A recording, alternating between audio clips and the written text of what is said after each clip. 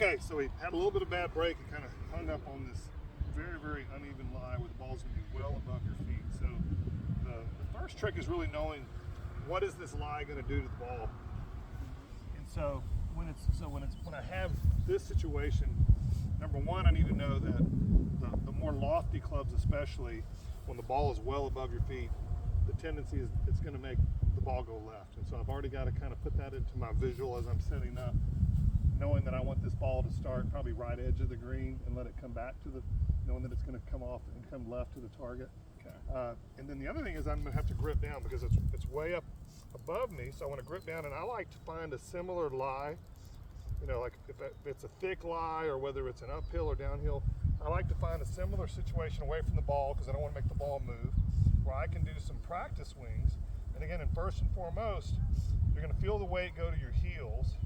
You're going to grip down, and from there, just do some practice swings and just try to kind of settle yourself where you're finding the ground in the right place, right?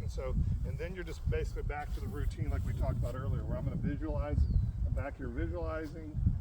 I've already just felt the shot that I wanted to swing, and then I'm going to come up, grip down, look at my target, and then from here just make the swing that I just rehearsed, right? So then, and then from there, just know that with good contact, this ball is going to go left. If I had a longer club, they have a tendency not to pull as much, right? So anytime I'm hitting a 9-iron or wedge, or sand wedge, it's going to curve the most.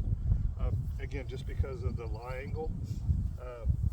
But just having the knowledge of how this ball is going to react can give you a lot of confidence, because a lot of the anxiety, again, is going to come from the unknown of not really sure. So if you can rehearse the lie and know that how this ball is going to react, it's going to really help you execute it. Okay. If you have, do you ever do a forward press to try to offset how much you think the lie is going to turn the ball over? Well, the only thing I do occasionally, so like in this situation, there's no trouble right.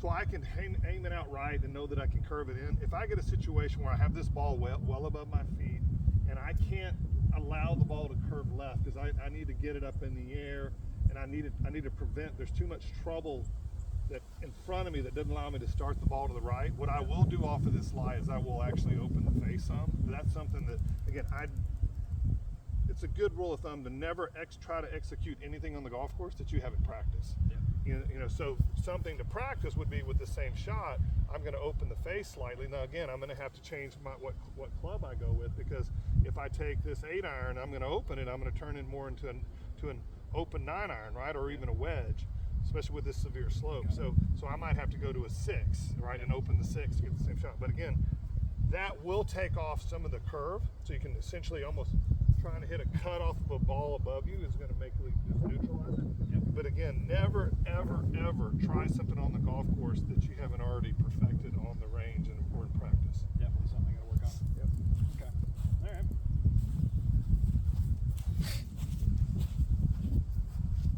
And you want your weight to just kind of naturally going to go to your heels, yeah. You don't want to get too far back. Yep, and you're going to grip down, right? So in the tendency here again is it's easy to hit this heavy, and it's easy to hit this left. So you're going to aim right and just swing with the slope.